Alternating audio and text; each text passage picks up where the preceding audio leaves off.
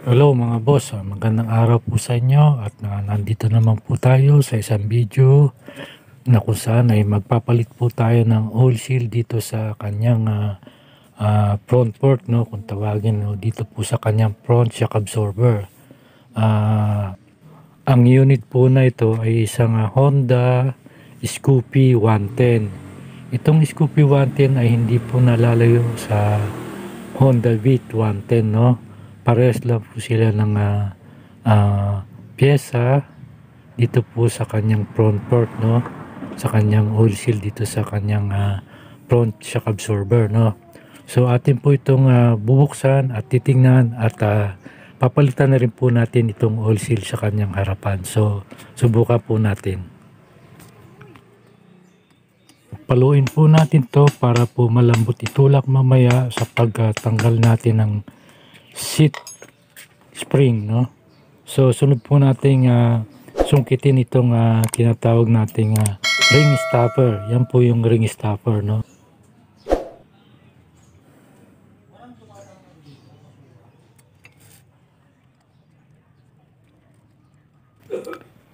Tanggalin po natin itong dalawang bolt sa gilid para po lumuwag at mabunot natin itong kanyang front port.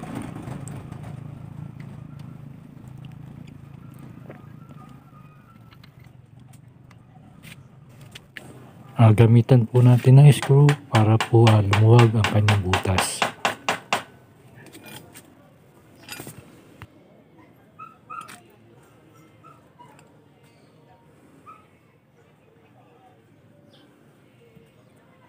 Ito po yung bolt socket na tinatawag, no? 8mm po yan. Ginagamitan ng Allen wrench.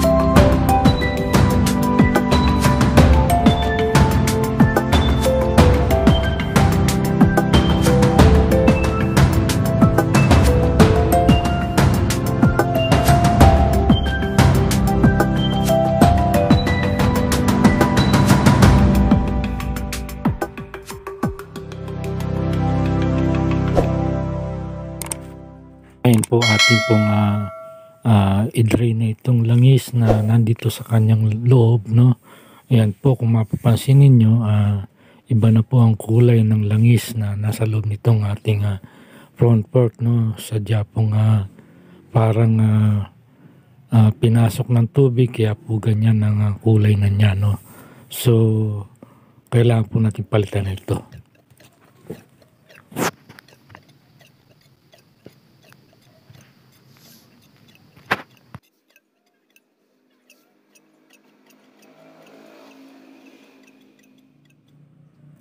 Ito po yung sinasabi natin kaninang bolt, ano. Ito po yung ginagamitan ng Allen wrench, no. Ito po yung Allen wrench natin. So sa pagtatanggal po nito, kailangan po nito kapag matigas na, kailangan po pukpukin po muna natin yung bolt na nasa loob na yan, no. Pupukpukin po natin ng medyo may kalakasan.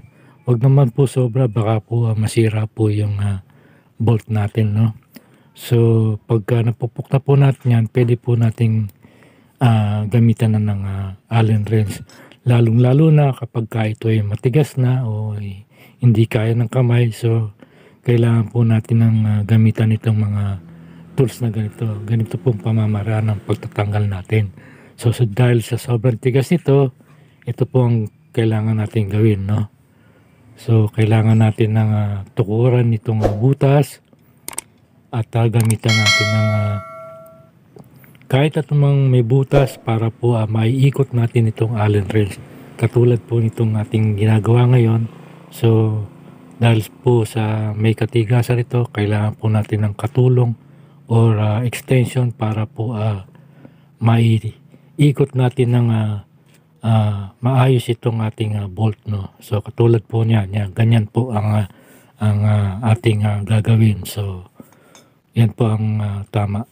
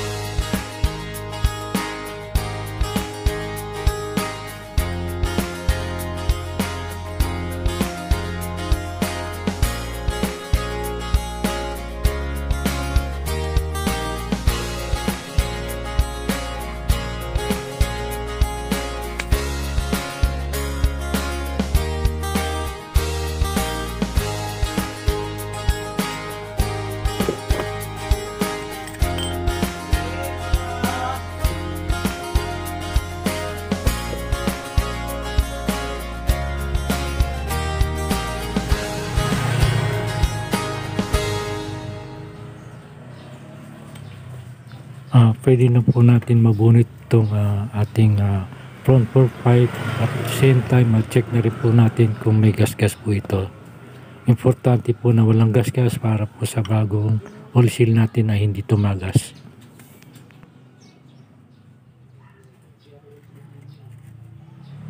Ito po yung tinatawag na dasil, no? Yan po yung takip para po hindi pasukan ng tubig o alikabok o lupa ang kanyang front fork sa loob.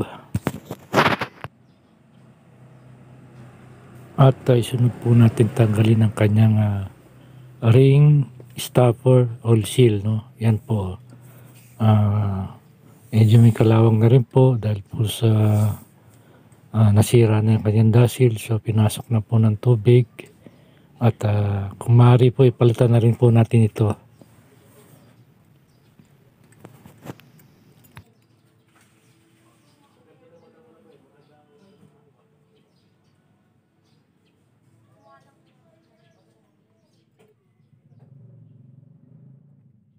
Sa pagtatanggal naman po nitong oil seal dito sa loob ng kanyang bottom case, kailangan po natin na medyo may katigasan na bakal, no? Katulad po nitong ating ginagamit ngayon. So hindi po kaya ng screw lang po yan dahil po sa malambot ang screw. May katigasan na po tanggalin to dahil sa kalawang. So ganito po ang dapat natin gawin at gamiting tools para sa pagtatanggal nitong oil seal. Tsaga-tsaga lang po dahil po sa talagang matigas po ito.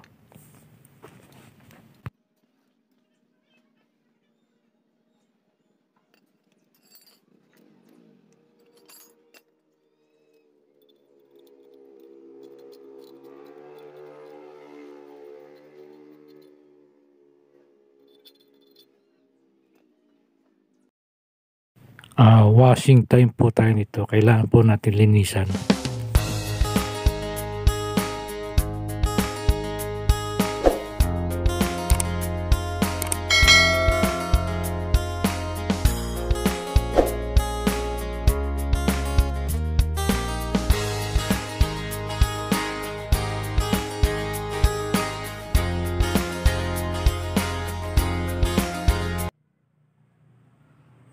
So mga boss, ito po ang palinis na at pwede na po natin buuin ito isa-isa. So panoorin po natin ito at ito po yung tamang paglalagay natin ng oil seal dito sa ating bottom case. So kailangan po ito pong front fork pipe natin, siguraduhin na po natin na wala pong itong gas-gas o tama. So yan po, kailangan po wala pong tama o gas-gas. Useless pong oil seal natin kapag may tama ito. Diyan din po tatagas o dadaan ng langis kahit po bago ang ating oil seal. So ipasok po natin sa pipe itong ating pipe seat at yung spring. So ganyan po magiging kalalabasan o forma nitong ating pagpasok nitong pipe seat. So bago po natin ipasok dito sa ating bottom case itong ating front fork pipe, kailangan po na ilagay po muna natin ang ating mga oil seal. So ganito po yung paglalagay natin ng oil seal. So kailangan po kailangan ng grasa para po sa pagpasok ng ating bagong oil seal, para po maging malambot o madulas sa pagpasok ng ating oil seal na bago.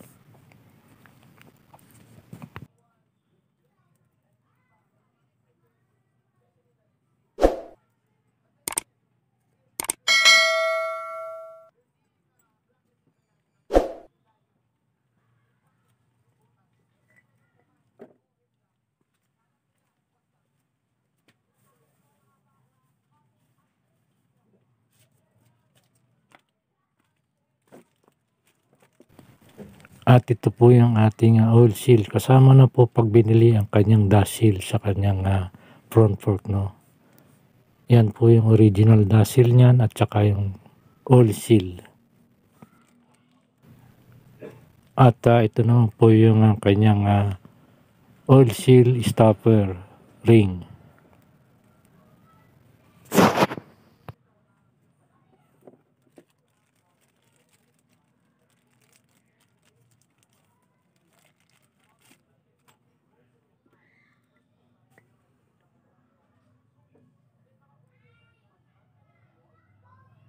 At sa pagkabit naman po nitong oil seal, kailangan po ay kung ano po yung ibabaw, siya pong ibabaw. Hindi po dapat magkabaliktad dito.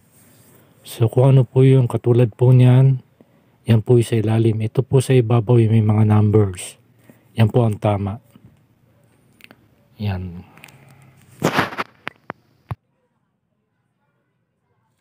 Sa unang pagkabit po ng oil seal, kailangan po gamitan po natin ng kamay. Pasok po natin ang ating mga daliri.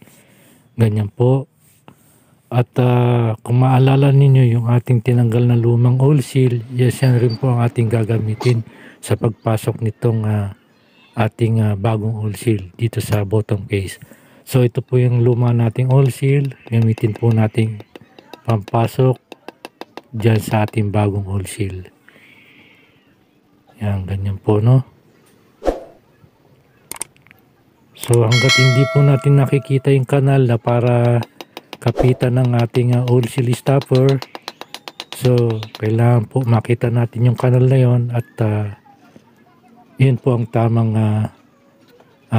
paglalagay ng ating oil seal. So ayan po, nakita na po natin yung kanal dyan. Yan, may kanal na po. Yan po yung para sa ring stopper natin ng oil seal. Yan po.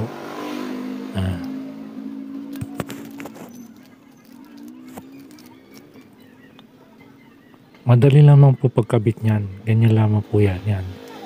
At gamitan natin ng screw para po lumapat sa kanyang kanal. So ganyan lamang po pagkabit.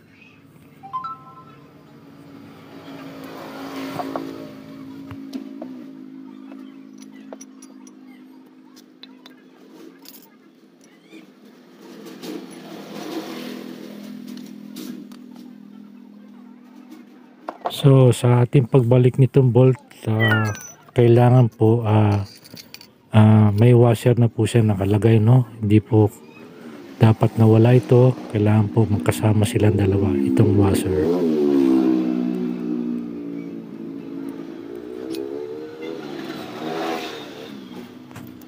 So higpitan po natin ito ng mahigpit para po hindi po tumagas ang ating langis na ating ilalagay dito sa ating front fork.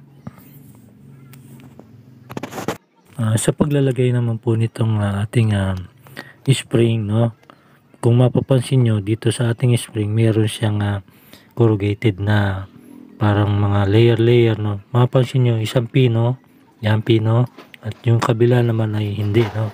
So unahin po natin ipasok yung pino.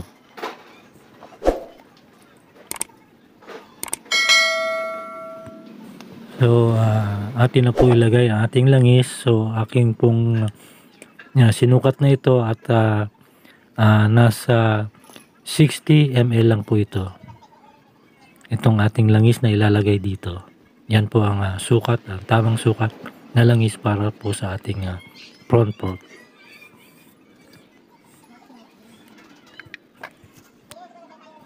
Atin po itong bombahin para po lumabas ang kanyang hangin sa loob. So after po niyan, isunod na po natin ilagay ang ating dust seal.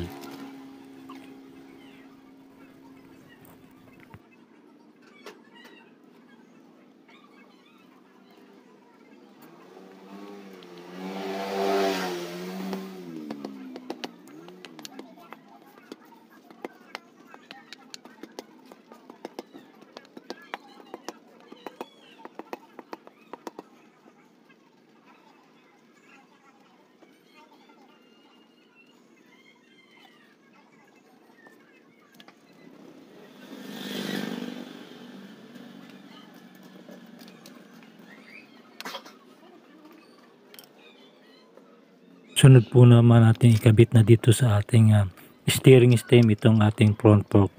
So kailangan lang po natin ng medyo may kahigpitan dito para po sa pagpasok ng ating set ring mamaya ay hindi siya lumubog. So higpitan lang po natin ng konti. Ganyan po at atin po ikabit na ang ating seat ring, no? Ganito po pagkabit niyan. Tutulak lang po natin itong ganito. Ganyan po. At pagka lumubog na ito at isunod po natin ang kanyang ring stopper. So ganyan lamang po. Yan. At pupuk-pukukin at para po lumapat.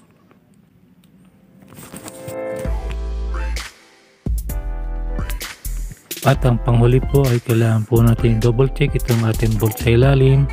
Higpitan po ulit natin para po sigurado po na hindi tumagas ang ating langis dito sa front fork. Ang mga nanonood, maraming salamat po sa inyo at sana po nakatulong ako sa inyo at God bless po sa inyo.